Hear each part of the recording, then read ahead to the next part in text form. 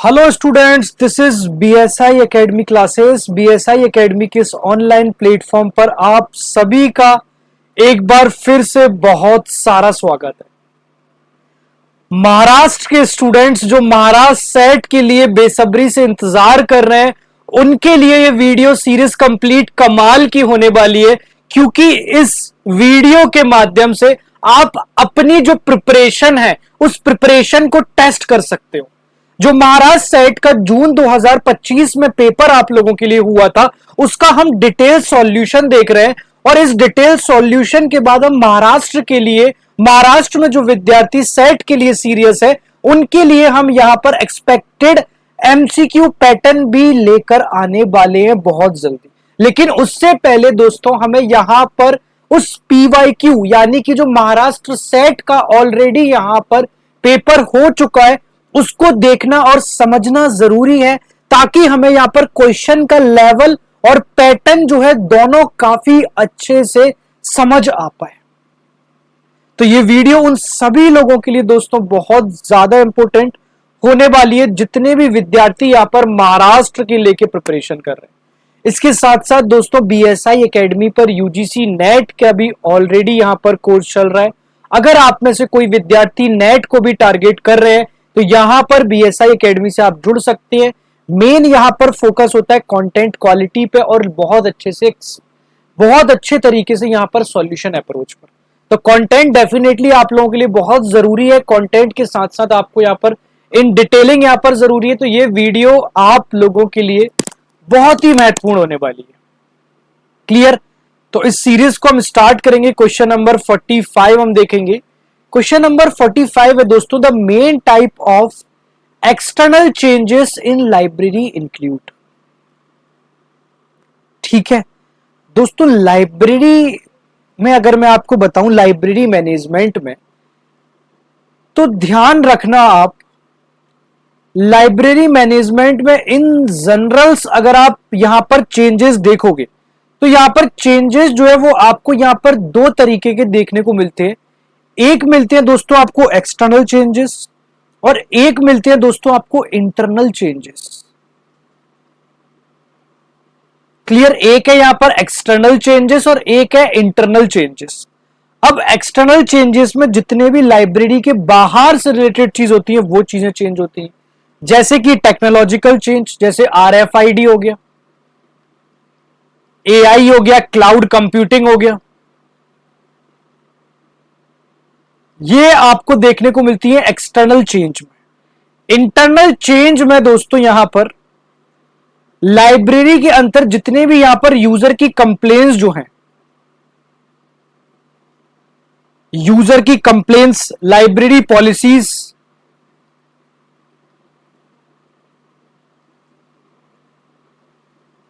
User की complaints और library policy जो है आपको इंटरनल चेंज में आपको देखने को मिलती है। ठीक है? तो the main type of external changes in library include में आपको यहां पर टेक्नोलॉजिकल चेंज इसका करेक्ट आंसर होगा।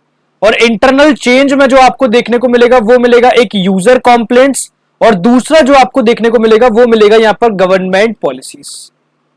क्लियर है? चले नेक्स्ट क्वेश्चन पे, चलो नेक्स्ट क्वेश्चन पे चलते हैं।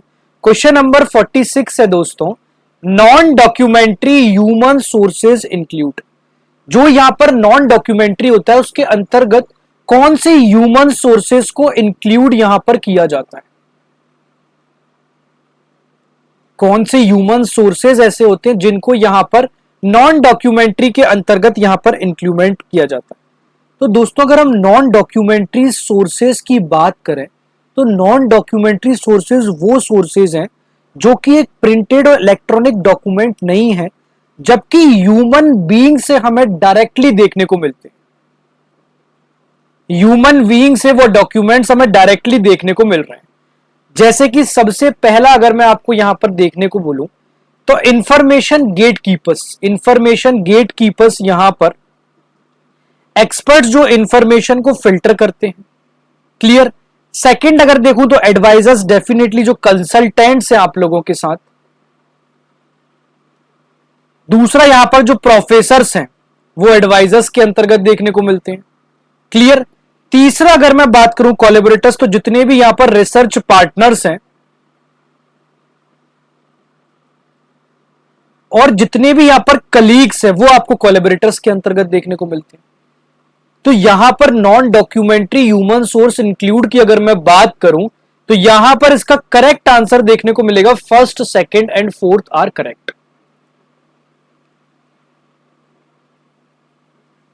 क्लियर है? चलो क्वेश्चन नंबर 47 डिस्कस कर लेते हैं। Makers space is an area where students join in for. Clear है? यहां पर मेकर्स स्पेस की बात की जा रही है कि makers space is an area where students join in for. दोस्तों यहां पर अगर हम मेकर्स स्पेस की बात करें, यहां पर अगर हम मेकर्स स्पेस की बात करते हैं तो मेकर्स स्पेस के लिए यहां पर एक क्रिएटिव स्पेस होता है। ठीक है? क्रिएटिव स्पेस में जितने भी स्टूडेंट्स जो आपको देखने को मिलते हैं वो सारे की स्टूडेंट सारे की सारे हैंड्स ऑन लर्निंग करते हैं। ठीक है? इसमें जितने भी यहां पर ऑर्गेनाइज हो गया, ठीक है, जितने भी यहां पर प्रोजेक्ट्स जो होते हैं, जो हमारी वर्कशॉप होती है, ये सारी चीजें, इनोवेट में जितने भी आपको न्यू आइडियाज देखने को मिल जाएंगे। ठीक है? 3D प्रिंटिंग, रोबोटिक्स आपको देखने को मिल जाएगी, ये आ जाता है। थर्ड है दोस्तों यहां पर प्ले में आपको फन लर्निंग और एक्सपेरिमेंटेशन देखने को मिल जाता है। क्लियर है? तो ये सारी चीजें आपको यहां पर देखने को मिलती है। तो इसका जो करेक्ट आंसर है वो है option number B, first, second, third are correct. Question number 48 में आपको मैच द फॉलोइंग्स दिए, यहां पर लिस्ट 1 और लिस्ट 2 दोनों दिए। सबसे पहले अगर हम FW टेलर की बात करें तो इन्हें यहां पर साइंटिफिक अप्रोच के लिए जाना जाता है। साइंटिफिक अप्रोच टू मैनेजमेंट, जैसे कि टाइम मोशन स्टडी के लिए इन्हें यहां पर जाना जाता है। सेकंड है दोस्तों यहां पर हेनरी फ्योल। हेनरी फ्योल को यहां पर एस्प्रेट डी क्रॉप्स के नाम से जाना जाता है। ठीक है? थर्ड है दोस्तों यहां पर बर्नार्ड। बर्नार्ड को यहां पर सोशल सिस्टम अप्रोच के नाम से जाना जाता है। ठीक है? फोर्थ है दोस्तों यहां पर Luther Gulick and Luther Urwick. Luther Gulick और लुथर उर्विक को दोस्तों यहां पर पोस्डकॉर्व के नाम से जाना जाता है। यहां पर आपको planning, organisation, staffing, directing, coordinating, budgeting, ये सारी चीजें आपको यहां पर देखने को मिल जाती है। तो इसका जो करेक्ट आंसर बनेगा वो बनेगा यहां पर ऑप्शन नंबर डी। क्लियर? चलो क्वेश्चन नंबर 49 पे चलते हैं। Arrange in logical order the phases of product life cycle. यहां पर जो phases, life cycle of product का जो फेजेस होता है उनका यहां पर आपको सबसे पहले अरेंजिंग बताना है। तो दोस्तों सबसे पहले तो जो पहला फेज होता है वो होता है एडवर्टाइजिंग प्रोडक्ट फेज। किसी भी प्रोडक्ट लाइफ साइकिल का ऑर्डर की अगर मैं बात करूं तो यहां पर पहला फेज मिलेगा advertising product phase. Second phase की अगर दोस्तों मैं बात करूं तो यहां पर आपको देखने को मिलेगा growth phase.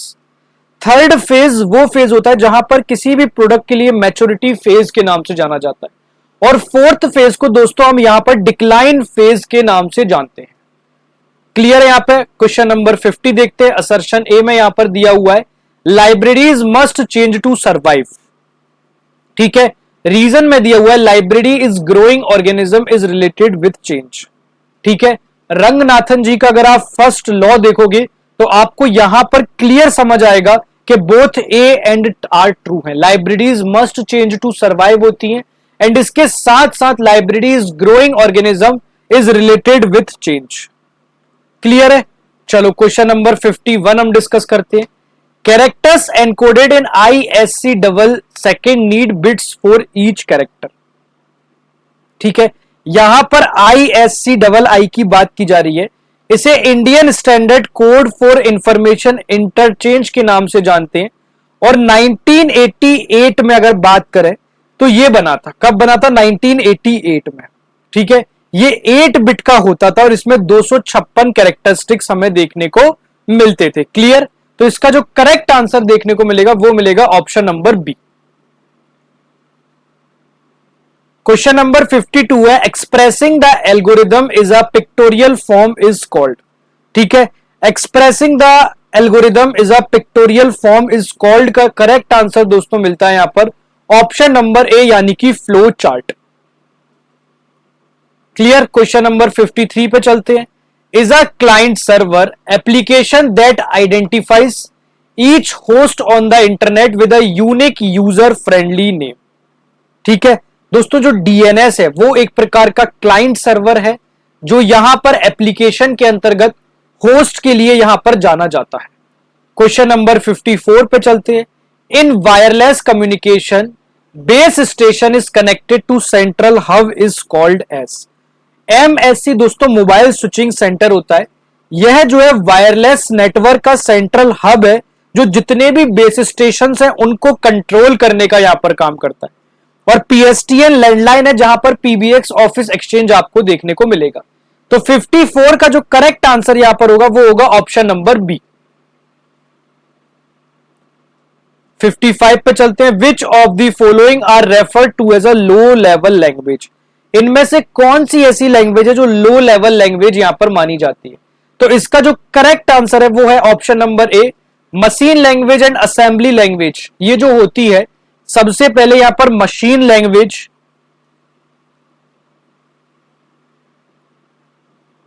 And assembly language, ये दोनों जो लैंग्वेज है इन्हें लो लेवल लैंग्वेज के नाम से यहां पर जाना जाता है। क्लियर है? क्वेश्चन नंबर 56 देखते हैं। Every OS has a which primarily resides in the main memory of the computer to perform some of basic functions of the AS। दोस्तों अगर हम कर्नल की बात करें तो कर्नल जो है वो OS का कोर पार्ट है जो मेन मेमोरी में रहता है और जितने भी यहां पर बेसिक फंक्शंस है चाहे वो प्रोसेस मैनेजमेंट से रिलेटेड हो, मेमोरी मैनेजमेंट से रिलेटेड हो, उनको हैंडल करने का यहां पर काम करता है। क्लियर? तो क्वेश्चन 56 का जो आंसर है वो यहां पर देखने को मिलेगा first and third are correct, kernel and nucleus. Question number 57 पे चलते हैं दोस्तों। Which layers of the OSI reference model are host to host layers. यहां पर अगर हम क्वेश्चन नंबर 57 पे बात करें तो ओएसआई मॉडल में दोस्तों यहां पर host to host and layers होती है। ठीक है, ट्रांसपोर्ट लेयर में यहां पर 4 लेयर होती है, सेशन लेयर में यहां पर 5 लेयर्स होती हैं जो कि नेटवर्क लेयर राउटिंग के लिए होती हैं। ये फिजिकल इंक के लिए यहां पर नहीं होती हैं। तो 57 का जो करेक्ट आंसर है दोस्तों वो है option number C, first and third are correct. Clear है? क्वेश्चन नंबर 58 पे चलते हैं। Arrange the following parts of the coaxial cable highlighting the innermost part to the outermost part in a proper logical sequence. Coaxial cable का अगर आप structure देखोगे तो सबसे पहले दोस्तों आपको देखने को मिलेगा यहां पर इनर कंडक्टर। इनर कंडक्टर के बाद यहां पर आपको इंसुलेटर देखने को मिलता है और उसके बाद जो है सीधे आउटर कंडक्टर देखने को मिलता है।